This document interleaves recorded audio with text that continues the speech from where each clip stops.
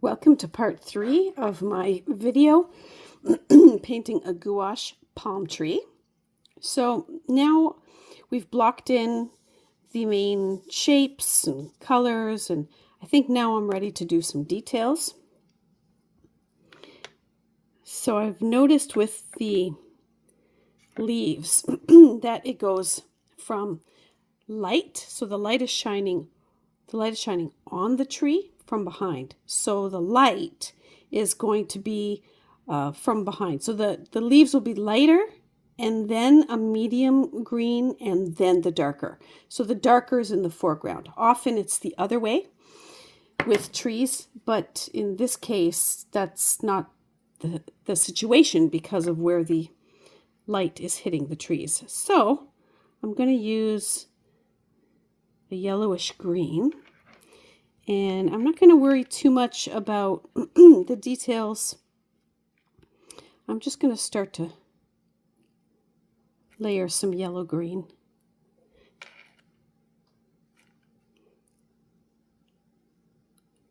And they say with gouache that if you let the layers dry, that you can layer on top, much like acrylic.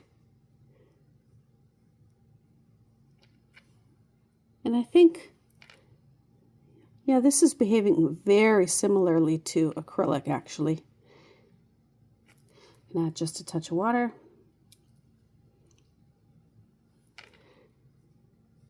And I'm not going to worry too much about making, fine leaves and so on, because they're going to get covered up with the medium green, and then eventually the dark that will sit on top is what is going to have the most detail. It's always a challenge because I paint realism, to resist the urge to paint every single little detail and keep it just slightly more impressionist in nature. But I do fight the urge a lot in doing that. I keep having to remind myself you don't need to paint every tiny detail. You're observing and you're editing. Now I'm seeing that the light is not all over. It's only in certain places, and that makes sense. This is I guess the observing part, that the light isn't, it wouldn't be right to put the light green all around, right? Maybe like little touches here and there, maybe a little bit here just for balance, but that's not actually how the light is behaving on the tree. And so it wouldn't be right to do that. It would create a certain kind of inaccuracy that makes it a little bit, it compromises the composition, the picture. I've seen some paintings where they're nice. The problem is that the light, the shadow's in the wrong spot. It's not really how light behaves when it hits an object. And I've made those mistakes myself too. Guaranteed. Okay. So that's the light green. Now while that dries, I'm going to put in, you see this part was dark green. I think I'm going to leave that because it actually dried quite dark. So I'm just going to leave that. But I think I would like to put in the mangoes now. So I'm going to use this color, mid yellow, just a little bit, and kind of outline the coconuts. So, and again, the coconuts, I'm putting the mid yellow first, but they have dimension, right? They're not flat. They're not 2D. So I'll have to put in some shading afterwards. But that will come in the very last stage. Okay. And then these little coconuts hidden here.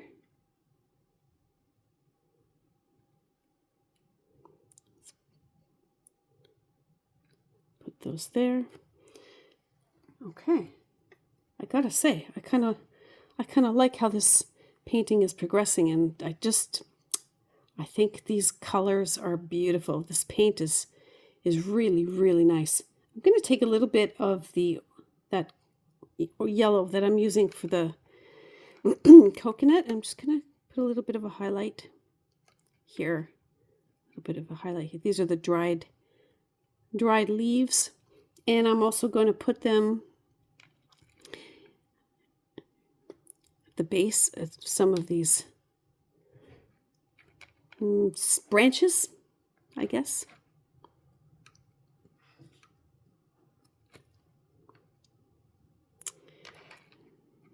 But again, not on all of them.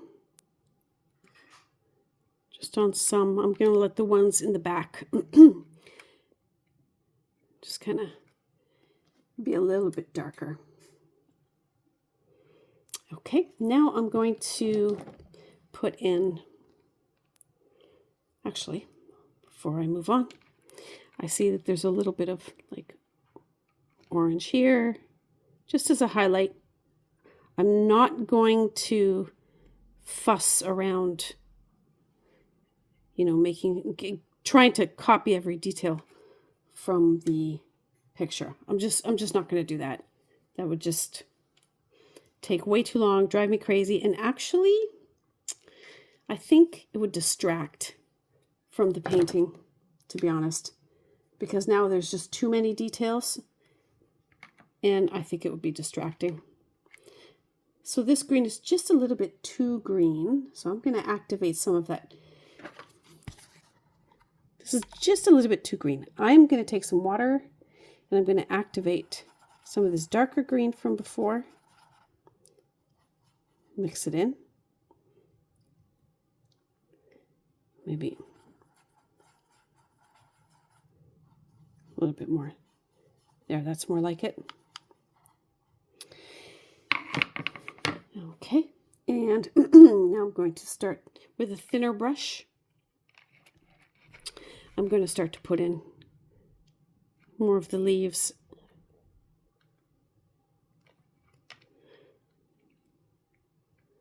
So I'm not going to obsess about getting them to look exactly like in the picture. I do have to make sure that there's enough water though, so that it doesn't, I want the leaves to kind of taper at the end. So I don't want to, I don't want it to go dry. Because I'm noticing that if you're not wetting it all the time, it will do that. So this green, these are not the final detail of the leaves yet. But what I do want to get is the motion. Like what direction are these leaves going in, right? How do they sit? How do they fall on the branch? And I kind of want to, you know, capture that. Where do they start?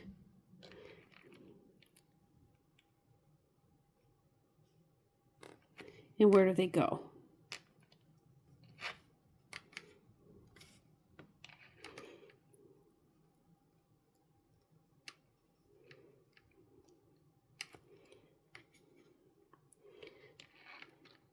So, like, for example, for this one, underneath, there are branches underneath.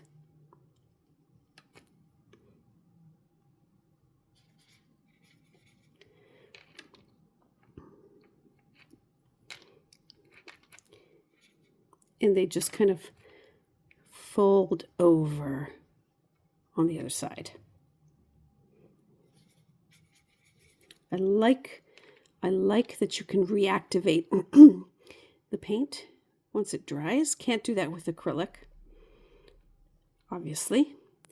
You can try to keep it wet. I never really have too much success with that. It just always kind of dries before I get to it.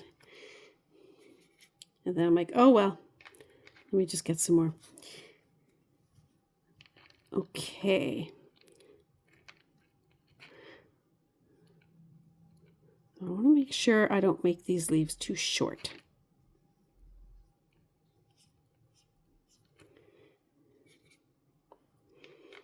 I'm going to have to turn this around. No, that's not going to work.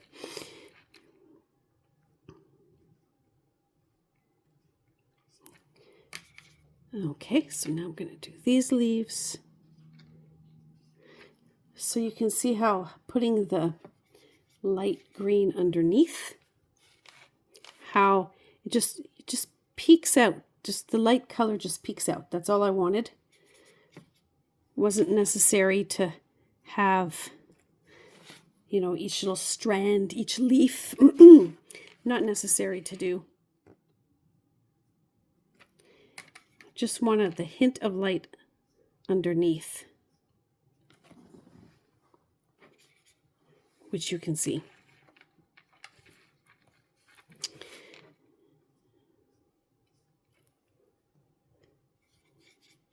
Okay, a few more. And remember, this is the medium green, so there's the light.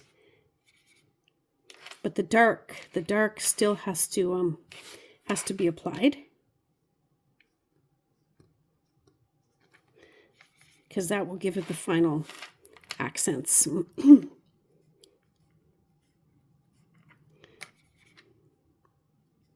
Okay, these ones, the leaves come straight out.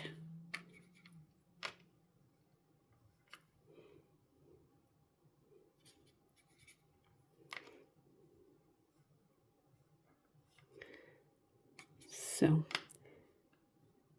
going to do that a little bit faster. Good. And I've got this area here left.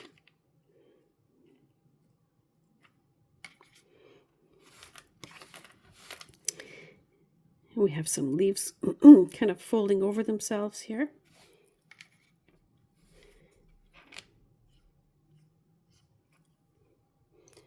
Because of course leaves aren't perfect. They're not going to always be sitting perfectly straight in the way that you want them. So I'm just trying to capture the general direction that these are going in. And for these ones, they're quite long.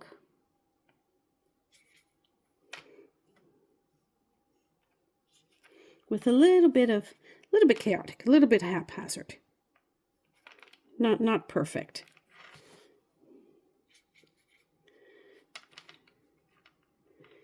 And then for these ones,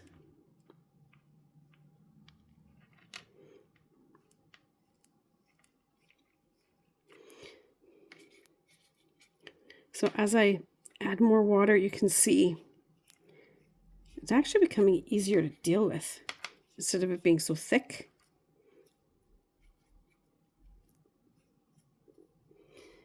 But the more water I add, of course, the thicker it's going to get. Sorry, the thinner. The more water I add, the thinner it's going to get, as you can see. I think it needs just a little bit more.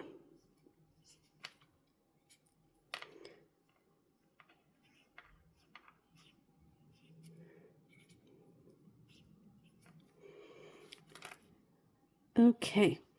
Okay, so it's developing. It's developing. What happened here? Oops. That is not supposed to be there. No matter. I'll just get the blue paint out and cover it up.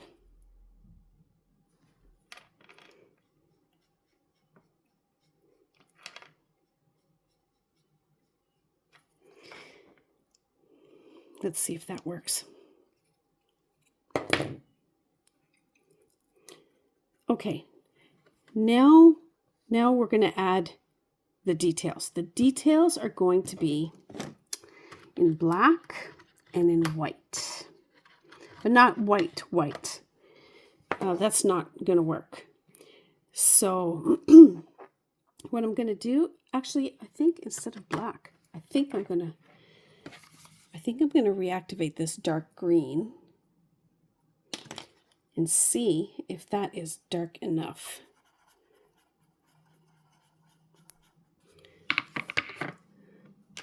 For the last layer. So for the dark one, I just want to put some highlights.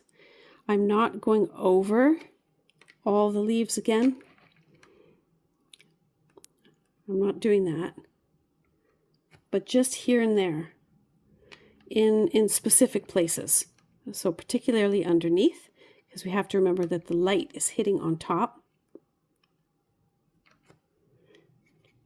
And what the camera is seeing, because when I took this picture, the camera was sitting underneath the palm tree. So the tree is actually casting the shadow, right? And so and that's why the light is sitting on the top of the tree.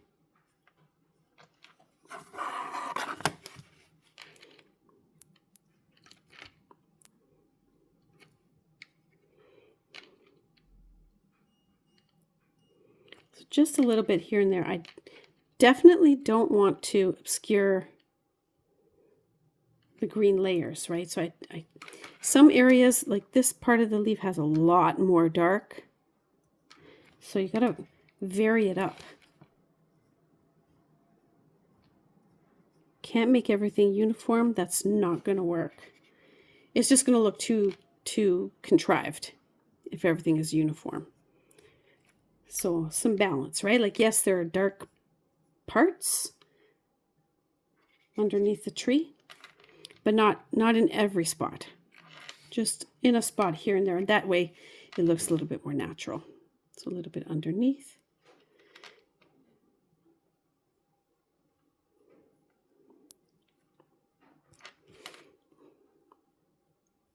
So being just a little bit more spontaneous and not worrying too much, again, about getting every little detail. It's just not necessary. We just need to approximate what's going on. So that's good for the leaves. I'm not going to do anything more to that because there's still more to do. So this area here, I think, is going to require, just looking for the white, I think it's going to require some white. So I have a couple of options. So for highlights, I can use white, or I can use a different color. And I think I'm going to use a different color. Just, whoops, sorry. Moved my camera there.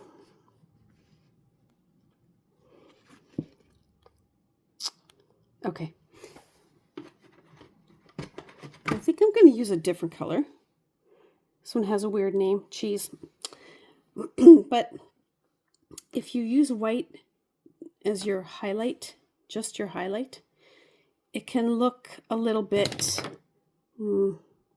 I don't know, a little bit inauthentic. I know, because I've made that mistake. So I just want to put some highlights where? Maybe reinforce some of the highlights in the tree, in the leaves.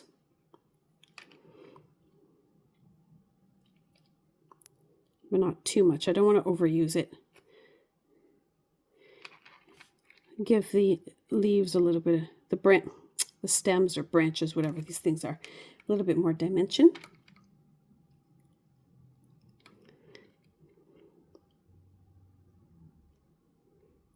And give some highlights in strategic places.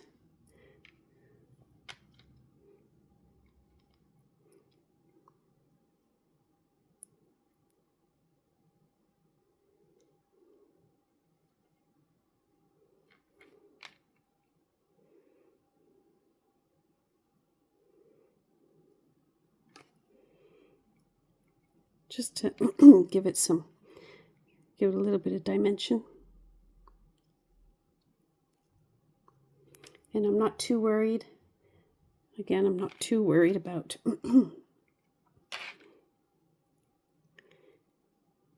the details and all of that.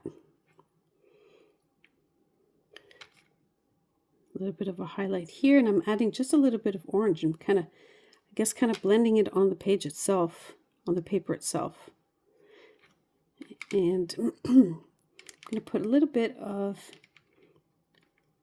I like how the orange and this yellowish color came out, so I'm going to put a little bit of highlights in here.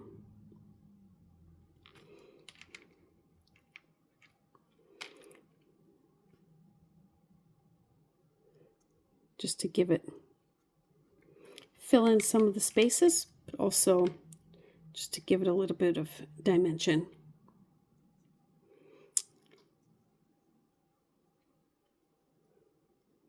Okay. And a little bit of that green color with the tan from before for the tree branch. Gosh, the tree trunk.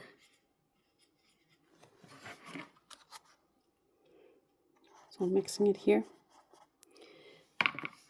to highlight, to give the tree a little bit of dimensionality.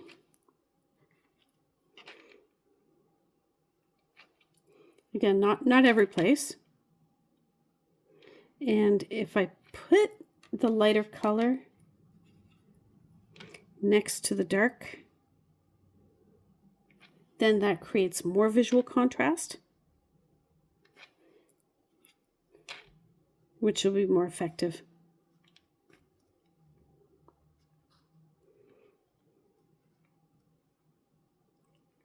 Some of these black spots are just a bit too dark, so I'm going to mute them a bit. Okay. All right, and a little bit of, I got to give a little bit of dimensionality here to the coconut. So I'm going to take a touch orange, touch of the dark green, just to give it a little bit of a shadow.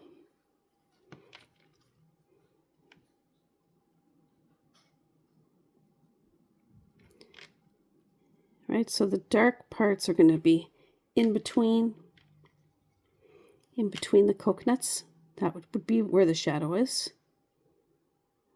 That's too green, so I'm going to add a little bit more of the orange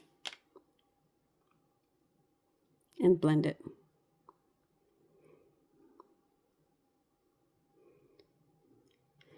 And this is, okay, I'll have to do the same to the other side. And this is where the fussing can happen, right? Because it's little, it's like the mini parts.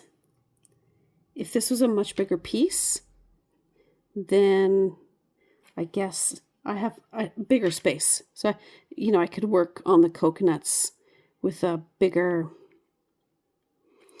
space, but I don't. Now you'll notice also, because I have to let this dry and then add some more orange on top.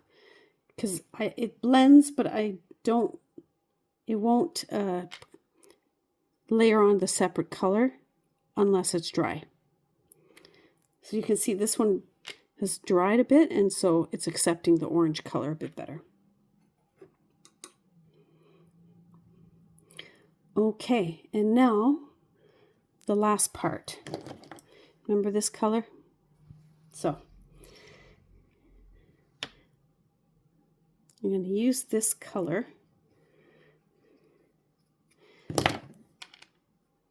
to highlight the sky a little bit.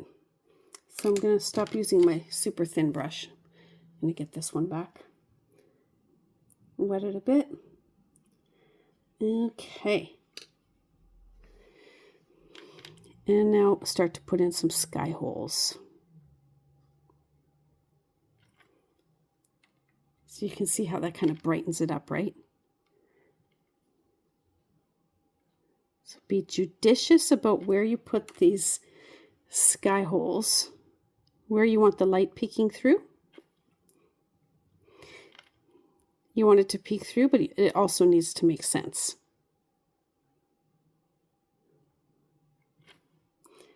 So not too much.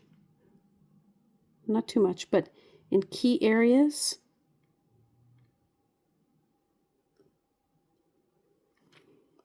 it's going to brighten up and make it look like a bright sunny day, which it was. I took a picture. This is a picture I took of a palm tree in Cuba this past winter.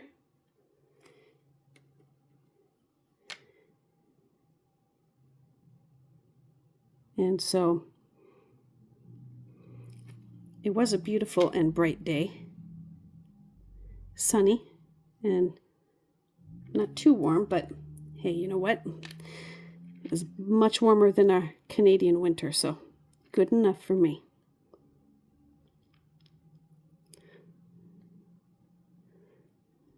So any white spots that I have left, I'm going to fill it in.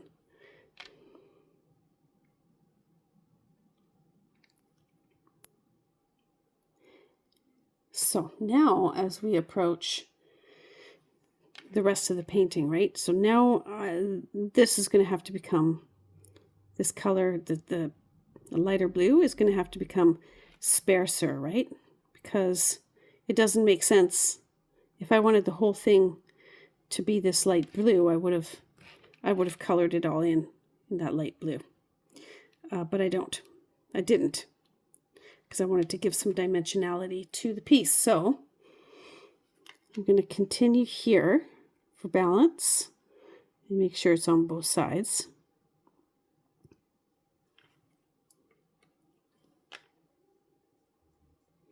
But then I got to figure out what am I going to do to blend it in to the rest. Right? How am I going to do that? I think what I'm going to do is I'm just going to start to treat this like watercolor now.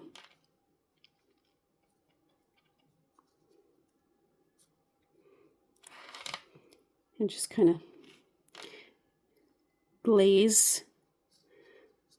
So glazing is when you do what I'm doing here. Very kind of a light wash of a color over another color, which is glazing.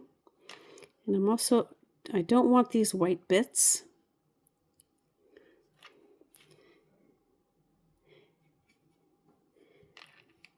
And so I said before, the edge of the trunk, right? That it would become defined afterwards and not as I was painting. You know, you don't want to draw little lines and stuff. So I'm doing that now. So I'm just leaving just a little slight bit of dark blue around the edge. I need this to be much more glazed.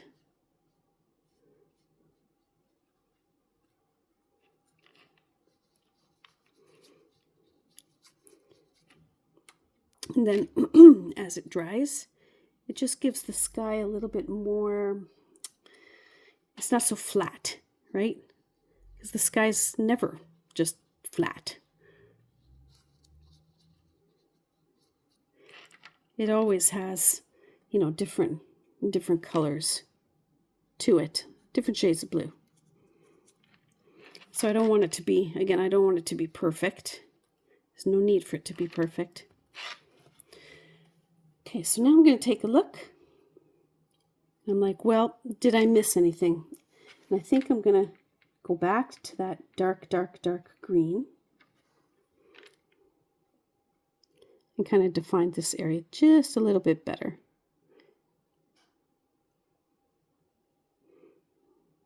There are just some spots there a little bit muddled, and I don't want them muddled.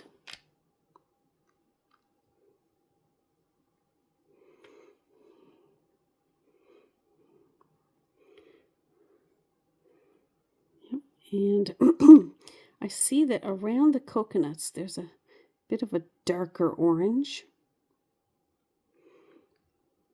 So I'm going to introduce that, but also underneath where the branches kind of peek out should be a little bit darker. And there is a bit of green on these branches, so I'm just going to add a bit of green. They weren't totally just beige.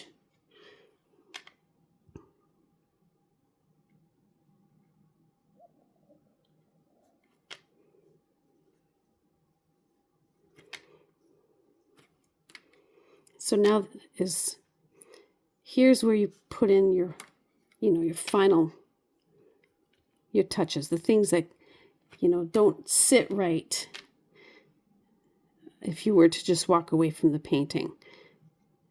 But at the same time, you also have to know when to walk away from painting. Otherwise, really, like, we could fuss and fuss with it for a very long time. I know I could. But I don't want to do that. At some point, the painting must rest. It has to be, okay, enough.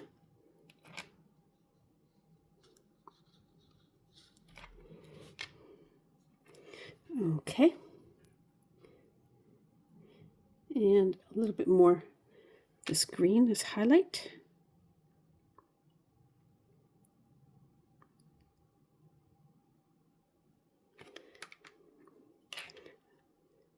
And I'm going to layer it on a bit thick because that's actually what I really like about this paint. Is that you can layer it on a bit thick.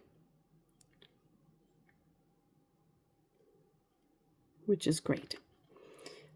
Okay, and then I did say that there was a little bit more of an orange around the coconuts. So I'm going to try. I'm going to give it just a tiny little bit of orange. See what happens.